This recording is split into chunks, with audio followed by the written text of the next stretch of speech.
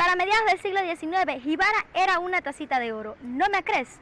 Y si te cuento que la villa fue el tercer lugar de Cuba en tener su propio ferrocarril, acompáñame a descubrir estas y otras anécdotas. Esto se llama 1000 historias y comienza ya. Son 1000 historias de verdad. Aquí ha corrido la sangre, los muertos que se desvelan y enterradores borrachos comidos por sanguijuelas. Oye, nene, mira, grita, Pati Cookie. Ay, que yo lo vi, ay, que yo lo vi.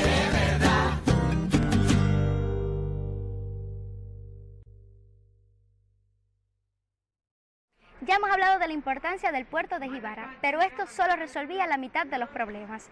A mediados del siglo XIX solo existía una vía de comunicación, y lo era el camino carretera que unía a Jíbara y Holguín.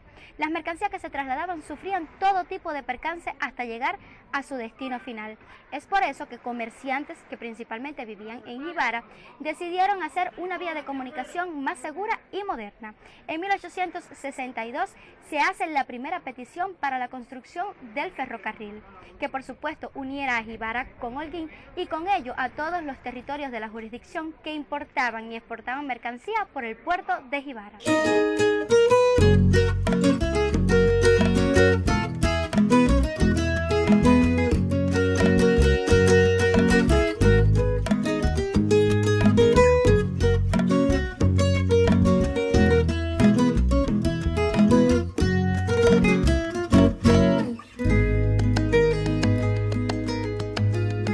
Este primer intento de creación de la vía no tuvo la acogida que se esperaba por parte de las autoridades españolas, y es por eso que en 1873 se retoma la idea y es aprobada, pero tuvo que postergarse debido a que Cuba estaba atravesando por la guerra de independencia. No es hasta finalizada la guerra de los 10 años que se vuelve a retomar la idea, pero las condiciones económicas de Holguín y Jíbara eran completamente distintas.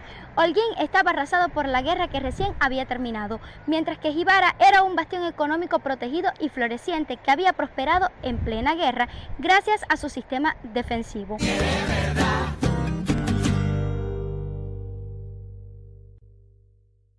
En 1880, dos de estas compañías, precisamente las más importantes, Viola y Longoria, decidieron unir sus capitales para construir el ferrocarril. En la casa de José Viola se reunieron, hicieron el consejo de dirección y acometieron la construcción del camino de hierro que uniría a Jíbara y Holguín. El 31 de mayo de 1883 se inició la construcción a cargo de la compañía Jíbaro-Holguín Railway Company y estuvo también financiada por el Ayuntamiento de Jíbara y contó con el apoyo y la colaboración de las autoridades locales de Holguín. También estuvo bajo la dirección del ingeniero Nicolás Pérez Sanchos y se planificó en 3 tramos: Jíbara Cantimplora, Cantimplora Auras y Auras Holguín.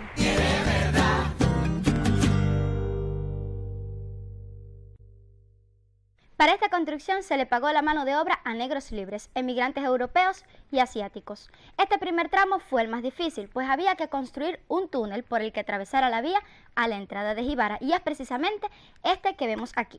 Su construcción fue en 1883 y es donde por primera vez se utiliza dinamita en toda la zona.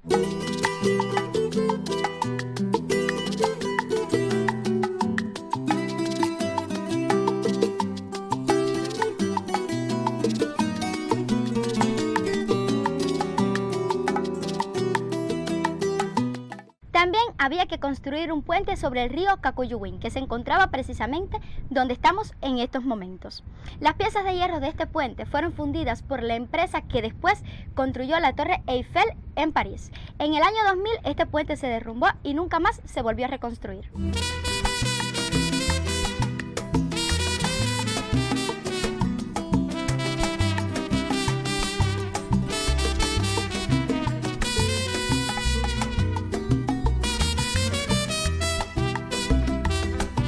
El 28 de octubre de 1885 se abre el primer tramo Jíbara-Cantimplora con unos 10 kilómetros aproximadamente, y también se abre el ramal Auras Velasco con unos 25 kilómetros aproximadamente. El 10 de febrero de 1886 se abre el segundo tramo Cantimplora-Auras y se finaliza el 11 de febrero de 1888. En abril de 1893, Jíbaro-Holguín Railway Company se extienden hasta Holguín y es el 4 de abril de 1893 que entra triunfante el primer tren a la ciudad de Holguín.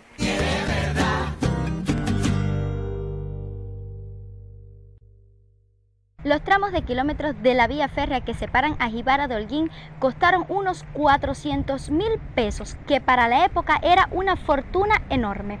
El dinero fue aportado por los jibareños, principalmente por los muy ricos Viola y González Longoria, quienes eran los accionistas principales de la empresa ferroviaria.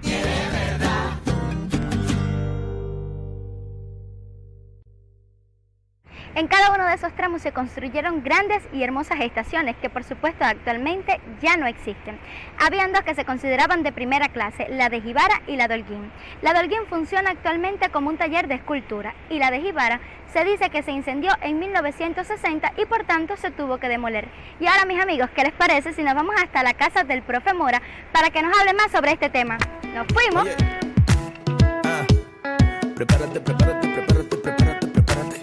Cógelo. Me voy pa' mi casa. Agua.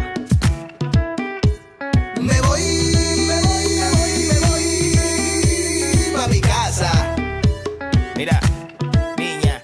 Ya estamos en la casa de nuestro profe Albert Mora. Profe, es un placer conversar con usted y gracias por darnos la bienvenida nuevamente en su casa. El placer es mío, créeme. Hoy quiero que nos hable todos esos datos que usted conoce curiosos sobre el ferrocarril. Bueno, el ferrocarril es otro elemento más del patrimonio de Jíbara que también viene a decirnos, ¿no? Como ustedes también han contado durante el programa, la importancia que tuvo Jíbara durante una etapa importante de su desarrollo desde el punto de vista económico y también, siempre hay que repetirlo, desde el punto de vista cultural. El ferrocarril siempre es un símbolo de desarrollo por lo que significa este medio de transporte. Y el hecho de que Jíbara, como ustedes bien han contado, que sea una de las primeras ciudades en Cuba que los tuviera, pues habla muy en bien, ¿no?, de todo ese desarrollo económico que tuvo Jíbara, que incluso pudo haberlo tenido antes.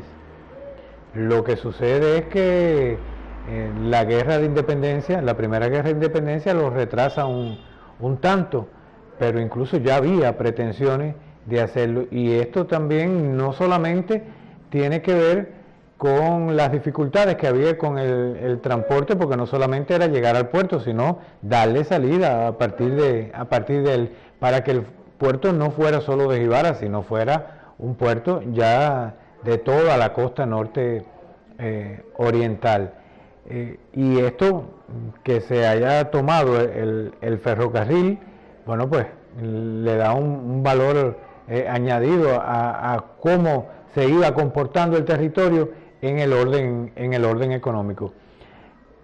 Es hasta cierto punto lamentable, ¿no?, que las nuevas generaciones no conozcan que muchos de los lugares por donde pasan, ¿no?, son testigos de aquella obra ingenieril que es sumamente impresionante. Cuando usted ve el desarrollo del ferrocarril, las dificultades que sortió para llevar ese recorrido, todo lo que se tuvo que hacer, que incluso nos quedan testigos importantes de eso, te das cuenta que es una obra de ingeniería destacadísima en todos los sentidos. Los puentes que hubo que hacer, el mayor, el nuestro, desgraciadamente no existe, colapsó. Yo digo porque no se le prestó toda la atención en su momento, porque realmente los especialistas, cuando valoraron, ¿no?, el por qué cayó el puente, sencillamente era porque no se le daba el mantenimiento adecuado a una obra como esta, una obra que ya ustedes lo dijeron también en el programa, fue construida con mucha similitud, diría yo, porque parte del mismo constructor de los que hicieron la Torre Eiffel, ¿no? Entonces, y además que tenía una una riqueza visual extraordinaria en el lugar donde estaba colocada. Pero también tenemos el túnel, el llamado túnel del ferrocarril. Ustedes ya contaron cómo se construyó, cómo se hizo. Durante mucho tiempo estuvimos diciendo que éramos los únicos en Cuba que teníamos. No, existen otros en Cuba, pero este tiene un valor importantísimo en ese sentido. Pero el ferrocarril fue capaz de bordear toda la bahía nuestra, casi hasta la plaza de la fortaleza. Fíjate cómo durante todo ese recorrido hubo que hacer una preparación del terreno, y a nosotros nos puede asombrar ahora que en toda esa parte aledaña a la bahía, pudiéramos decir, es inexplicable que por aquí pudiera pasar, con el ancho que tiene, pudiera pasar el ferrocarril. Sin embargo, nos damos cuenta de cuánto se ha ido deteriorando naturalmente esta zona, ¿no? Y todo ese espacio que era muy ancho en aquel momento, hoy se está reduciendo, producto de los efectos, ¿no?, que tiene el estar pegado ahí al mar y estar sometido al intemperismo, ¿no?, que se da en esta manera. Pero fueron lugares por donde pasó el ferrocarril, una obra importantísima para el desarrollo de Jibara, que lo vino a acelerar en mucho. Y por último quería decirte que tan importante fue el ferrocarril, tanto ha quedado en el imaginario, que hay intenciones, yo digo que serias, han tenido que ser aplazadas por la situación del país, pero se ha proyectado incluso recuperar el ferrocarril. Ya no quizás como se tenía en aquel momento, en el orden comercial, económico de esta parte del puerto, sino más bien un ferrocarril turístico que nos pueda unir a toda el balneario de Guardalavaca y de toda esta zona turística. Y eso, además de comunicar, bueno, recuperaríamos algo que todavía está en el imaginario de muchos jibareños, aunque no lo hayamos conocido. Profe, esto que le voy a preguntar ha generado alguna polémica. ¿El ferrocarril fue Holguín-Jibara o Jibara-Holguín? Bueno, está muy que probado que el ferrocarril fue generado desde Jibara. Incluso todo el financiamiento, todo lo que hubo que hacer alrededor de crear una obra como esta, se genera desde Jibara. Viola, Longoria y un grupo más de comerciantes que tenían un poder y que estaban radicados acá en Jibara. Y eso dice de dónde parte una obra como esta. Pero además, ¿por dónde comenzó a construirse? Ya ustedes lo dijeron, comenzó a construirse por acá, por Jibara. Las principales obras ingenieriles estuvieron dadas en este lugar. El gran puente de hierro, ¿me entiende? El túnel del ferrocarril se dan acá. La estación de ferrocarril más importante no era la de Holguín. La de Holguín era un punto de llegada, pero el punto de partida de todo eso era precisamente acá. Además, todo lo que se generaba alrededor del puerto, ¿no?, para usar el ferrocarril como vía de comunicación. Y yo creo que ustedes pueden mostrar algunas imágenes donde siempre aparece primero la palabra Jibara-Holguín. Y esto no es solamente por el origen, sino era por la propiedad del ferrocarril. Profe, muchísimas gracias, pero ya se nos acabó el tiempo. Por lo menos yo ya tengo todas mis curiosidades resueltas con este tema del ferrocarril. Nos vemos la próxima semana. Los espero. Pa' que haya mundo y humanidad, Tiene que haber de todo. que tiene que haber de todo. Tiene que haber de todo. Gente mala y gente buena. Tiene que haber de todo. Pero pa' que haya mundo y humanidad, Tiene que haber de todo. dicen que el tonto no tiene nada. Tiene que haber de todo. Gente por aquí